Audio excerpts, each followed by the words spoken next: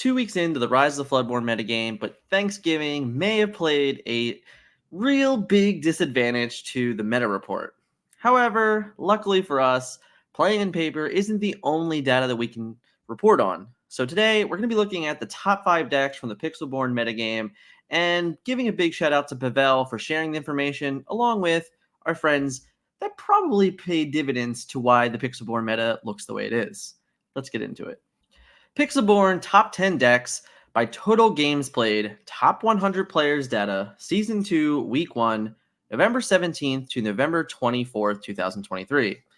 The top games played was a total of 8,605 games, tallying the top 5 decks as number 1, Ruby Amethyst, number 2, Amber Steel, number 3, Ruby Sapphire, number 4, Amber Amethyst, and number 5, Emerald Steel.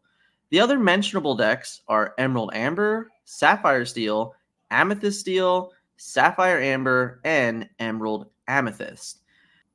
The graph on display here was created by Gigabyte with the information released by Pavel of PixelBorn himself. I'd like to give them a shout out for sharing the information so we had something concrete and data to look at as we were discussing the Week 2 metagame. Now, the data shows here between November 17th and November 24th. That's because this is the first official week in the PixelBorn ladder. In the beginning of Chapter 1, PixelBorn absolutely played a huge dividends into the early goings of Chapter 1's metagame. Whether or not that'll remain true for Chapter 2 is yet to be seen. However, data is data, and in the few weeks of leading up to the biggest event so far of Rise of the Floodborn being GalaxyCon and PAX Unplugged, there's just a lack of paper events to report on. Only 3 events last week, 2 of which were overseas, and honestly, the one that was in America was really tiny. This weekend, from everyone I contacted, some had to cancel, some ended up doing starter deck events instead, and there really hasn't been any concrete information outside of League play. And not that League play isn't reportable and we haven't done in the past. Unfortunately, we just think that leading up to it right now, it's not enough concrete information to truly deliver what is important going into some of the bigger events coming up in this week and the weeks leading into the next. 8,600 games played is a ton of games. It's a ton of data, and it's enough to say, okay, there's something here, and competitive players on the PixelBorn ladder believe that these decks are some of the best in the game. So let's take a look at them and maybe even some of the players that have been a reason that they're even seeing play on the PixelBorn ladder. Ruby Amethyst Control is a deck that certainly simply will not go away. In Chapter 1, it was a force to be reckoned with early on in the metagame, as it took a while for players to discover the components in making the Ruby Amethyst matchup more difficult for Ruby Amethyst than it was themselves. Now, in this particular metagame, I don't believe that is as true. I do believe that there are decks that will give this deck a very serious problem if you're not willing to make commitments and kind of make matchups weaker later on.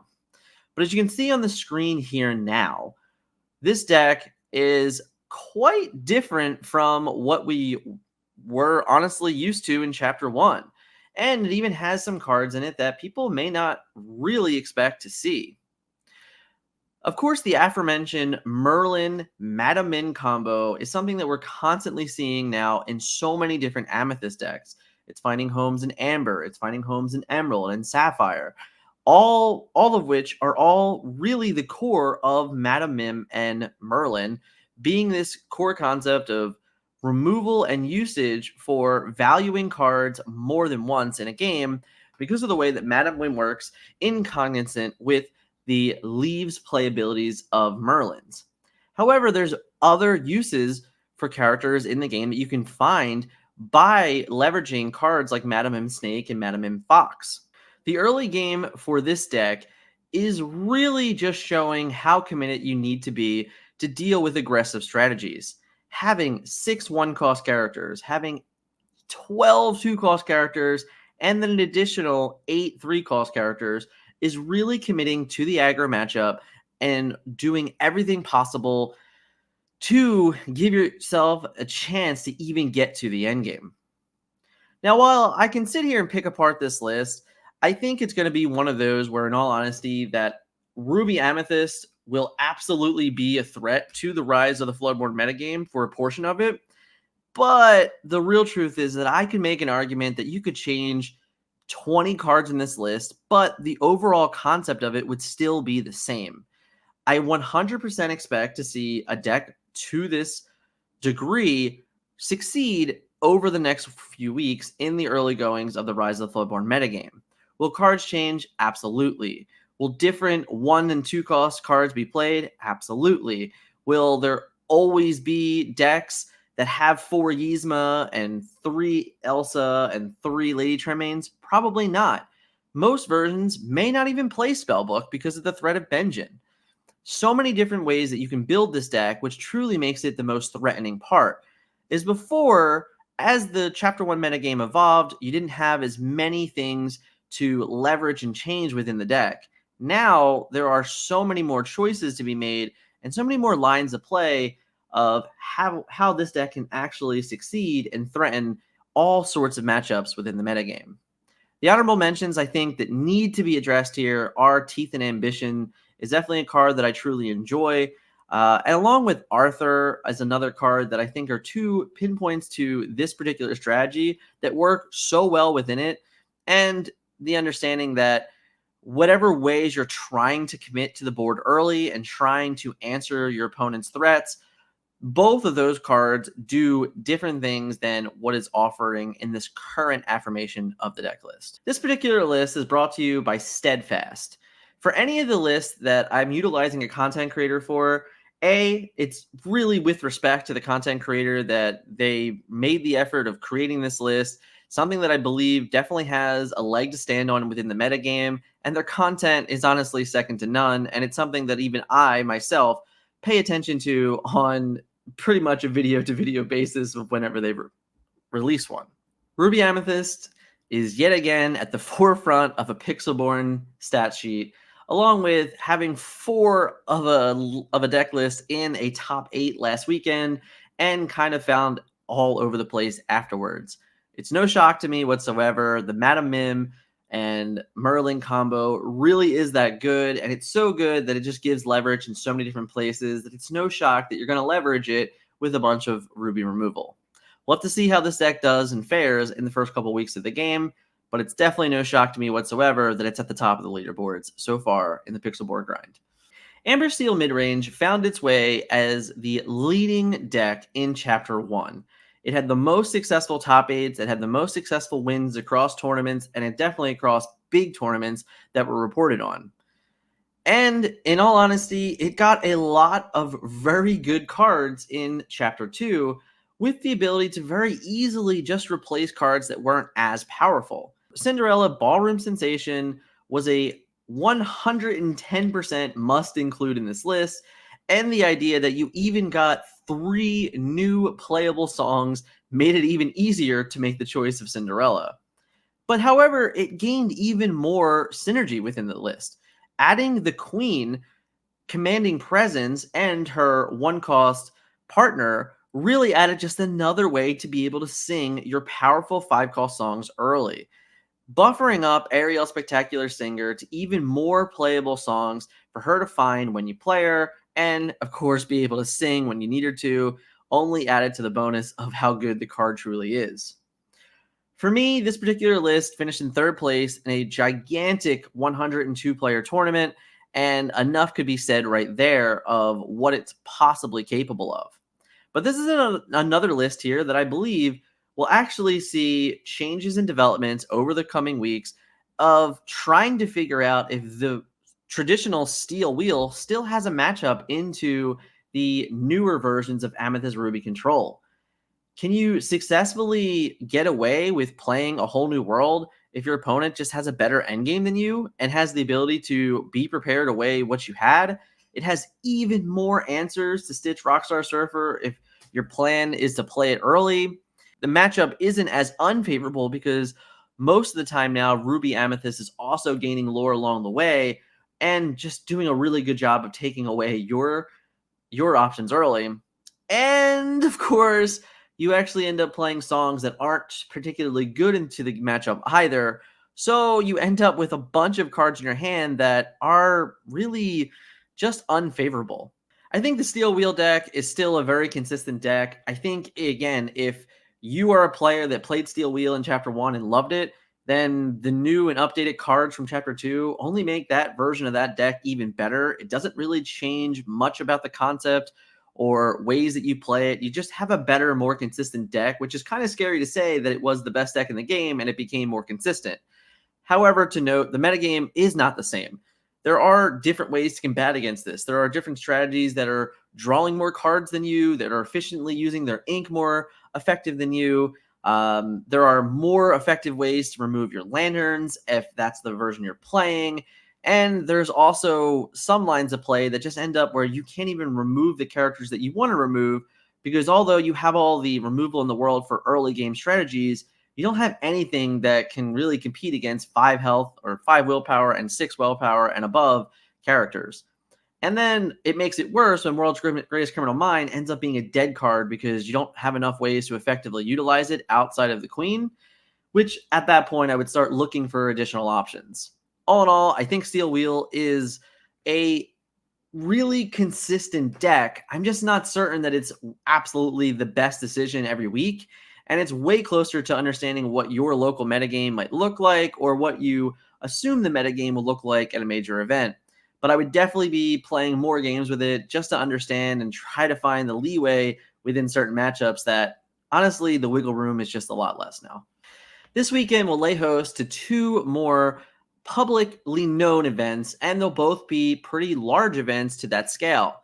PAX Unplugged has a 64 registered player event for Core Constructed on Saturday, and GalaxyCon is being hosted by PPG, hosting their 2K event. So both of these events are great. Obviously, PAX Unplugged was already sold out and capped to 64 players. There's still tickets and plenty of room at GalaxyCon to be had. If you're in the Greatest Columbus area, I definitely suggest you checking out this convention, going to the event, supporting PPG as we continue to see them really make all the efforts possible to host these events all over the nation. Now, of course, the meta report always has to have a reason to do it, and these are the reasons. This weekend we have 2 events. Unfortunately, they're both on the East Coast, so the West Coast people are a little bit down again. I know, I'm sorry. Hopefully, you guys get more events to go to out there. You don't have to travel all the way over here. But if you do, hey, say hello. I'll be there at some of these events, of course.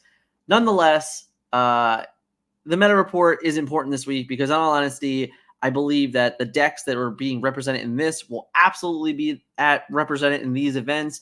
PixelBorn stats, meta reports from before, deck profiles from the content creators that are being shared in this video all along will all play a huge dividends in what players bring to these events.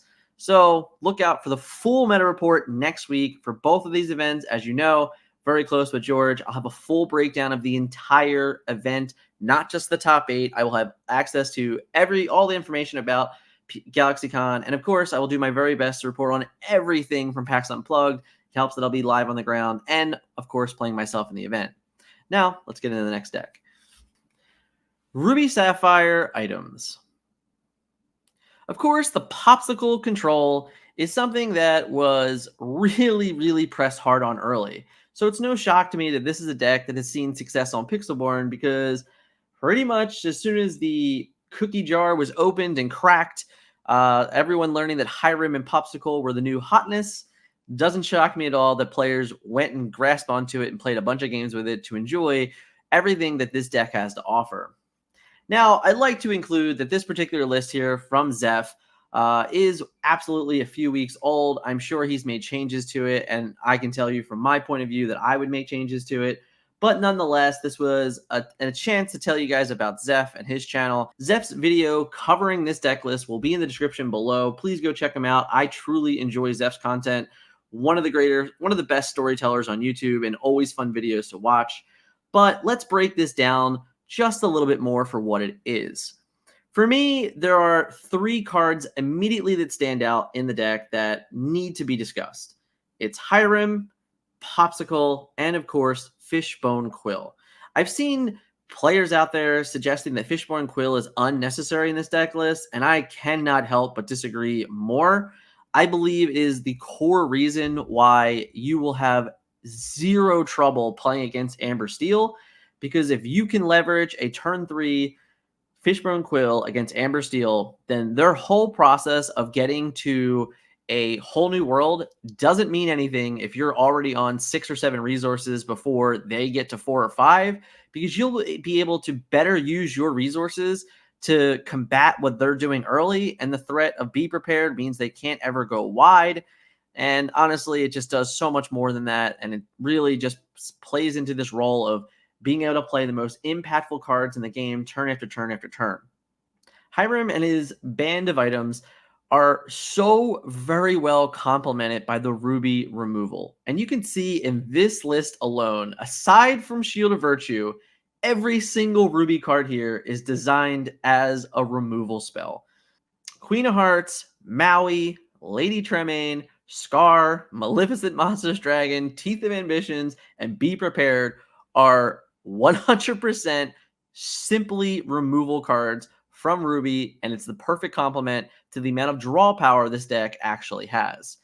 Complementing that with Let It Go and Hades just gives you so much removal that it's so very hard for your opponents to ever really keep up. And the only times that they even do is when you're playing against opposing Ruby decks, in all honesty.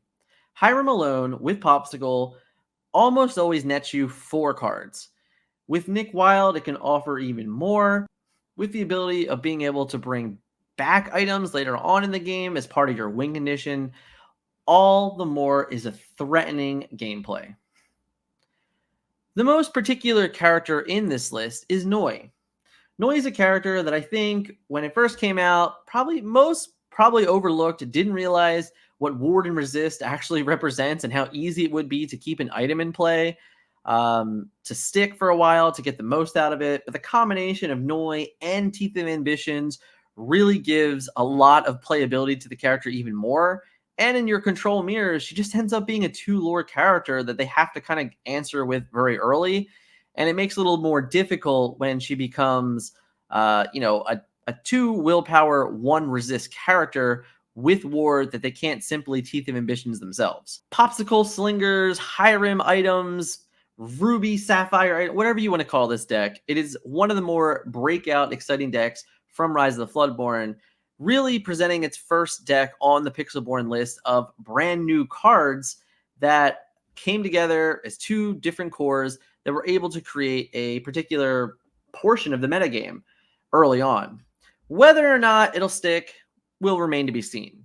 But I honestly believe that when you have a card like Hiram and its just blatant ability to draw so many cards for so easy and just repeatable effect, it's hard to say that Sapphire items will not always be a part of the metagame, as long as it can find its way to kind of leverage itself in control mirrors. The aggro matchups can be a little bit more difficult, but I can say for sure the Amber Steel matchup feels like a walk in the park for most of your games. All in all, this deck has been great. It's been fun. It's new. It's exciting. And I expect to see a lot of it just because of those reasons. You can debate whether or not this is the best control deck in the game for right now, but the truth is that it's probably the most fun to a lot of different people. And most people that come into a chapter want to play with new things to start. So I expect to see more of this early on in the metagame. And we'll have to see if it actually can consistently stay there. If you're enjoying this type of information today, you got to let me know in the comments. I don't normally report on PixelBorn, but with the happening so far so early on, not having enough paper tournaments to report on, it felt like a good time to discuss what it is. So if you do like this type of content, you want me to do more of it, hit me up in the comments and let me know. Of course, if the video is helpful, if the information is useful, smash that like button for me. And if you're new to the channel, hit subscribe. Let's get into the next deck. Amber, Amethyst, Aggro. Now this list finished in the top 8 of a 35-player event in Liverpool last week that the top 8 decks were not released before the week 1 meta report. So we're adding it now to discuss A, what its success is, and B, why it's already in the top 5 decks on PixelBorn. Now, if you look at this deck straight up, you can just tell that this is the epitome of aggro. We have 21 cost characters and an additional 12 2-cost characters. Now, a lot of this deck is uninkable, and specifically, its early game is entirely uninkable. Having 4 Lilo, Maleficent Biding Her Time, Pinocchio, and Arthur in the early games is 16 uninkable cards within your 1, 2, and 3 cost slots. Now, thankfully, we don't go above that. Nothing else in this deck goes above the 3 uninkable costs for Arthur. However, it is notable that we have 3 Rapunzels, 4 Merlin Goats, 4 Queen, and 4 Rockstar Stitch. Now, arguably, the Queen and Rockstar Stitch are both hopefully only going to cost you 2 and 4, so you never have to worry about the 5 and 6 costs on the characters thanks to your shift. What I can tell you from experience is this deck packs a punch. And what I mean by that is some games you just get to play 2 lore character after 2 lore character after 3 lore character, bounce them back to your hand, utilizing them again, protecting them safely, moving your game forward while making it even more difficult for your opponent to respond to. This deck absolutely preys on decks that decide not to run early game removal. The decks that just don't run Teeth of Ambition because they're like, oh, I don't like that action, I don't want to damage my own characters. This makes it even more difficult for them to even contend with you. Because anytime that you can just get away with 3 lore and Pinocchio and then bounce it back to your hand and play it again, they don't have any way to get rid of a readied Pinocchio. You just get to continuously 3 lore to death, and it's very, very strong and hard to contend with. If they don't have a way to quickly grab your swords, then you can just go wide as you want and just do your very damnedest to win the game. But the funny thing and the scary thing about that is when you pressure the game so early against Amber Steel, you get to a point where they might not even be able to successfully wheel you because they already know that if they wheel you, all of your cards cost 3 or less for the most part. So you may just turn around very quickly and drop 3 more characters that are honestly worth 7 lore. They don't have another grab your swords. They don't have a Tinkerbell to follow up. They're just going to lose the game. What I love about this deck the most is that it's pedal to the metal, and it really says, find a way to answer me. And if your opponent can't find a way to answer you, you're going to win a lot of games. Emerald Steel, mid-range, control, aggro. I don't even know, guys. I don't know what this deck is truly doing or representing. What I can tell you is that it's a top 5 deck on PixelBorn, and it's a pretty hidden information deck.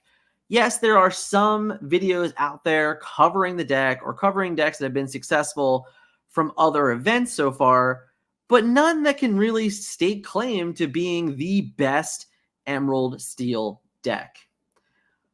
So when I look at this deck as a viewer and as an outsider, I see it doing so many things, and it's so difficult to even decide what is even necessary, what is important, what can be changed. It's so very hard to find that happy medium with this particular list.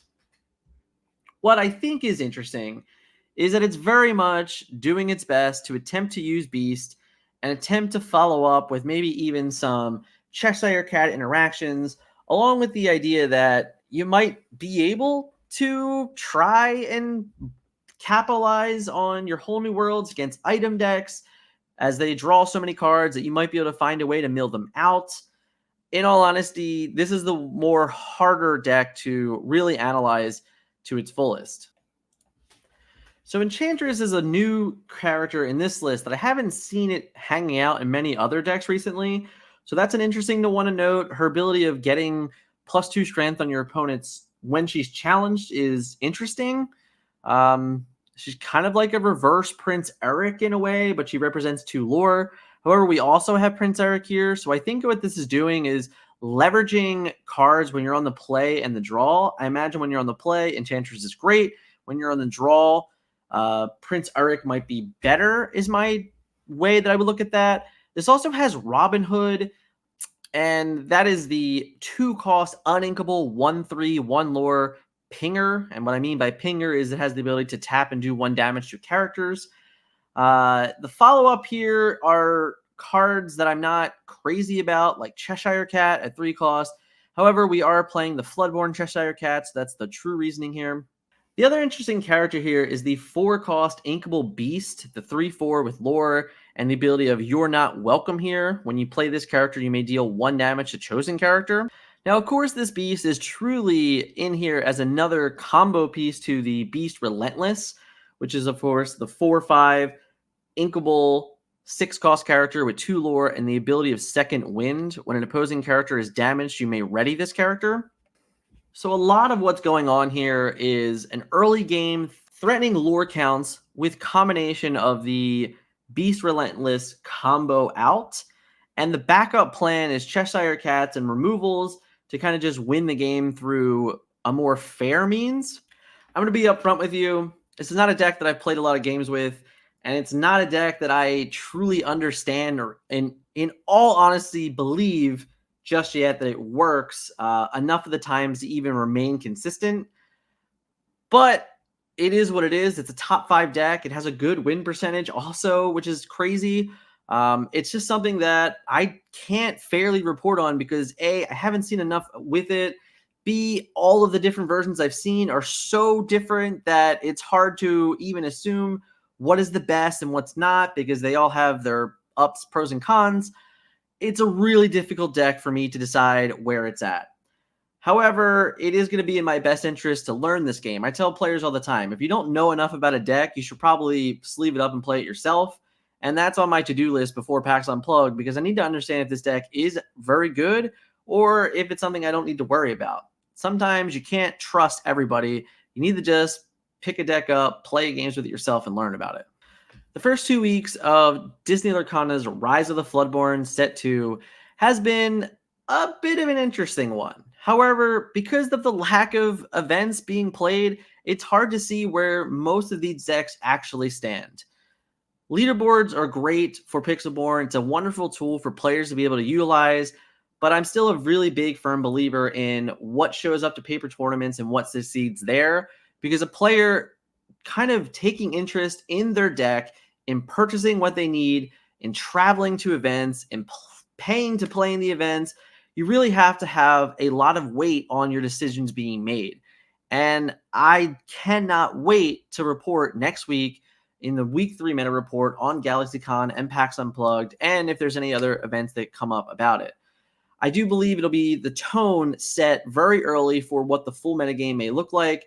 There's a good chance that decks that were put on this today won't even be around in the report next week. There's a chance that there could be a deck that we had never even really considered or thought of showing up and being successful in these tournaments. It's so early on and information is still kind of lacking even for what is even out there. We'll have to see what happens next week in the meta report. Of course, if you enjoyed it, you like content like this, then you definitely want to hit that subscribe button. And if you want to see what happened in week 1, that video is right here. And lastly, there was a vote on the channel saying what video you guys wanted to see next. It was kind of a neck and neck tie between the PixelBorn and the most overrated cards. So if you want to see what the most overrated cards are, then you should definitely hit that subscribe button because it's the next video coming up on the channel. Thank you guys so much for watching today, and I will catch you in the next video.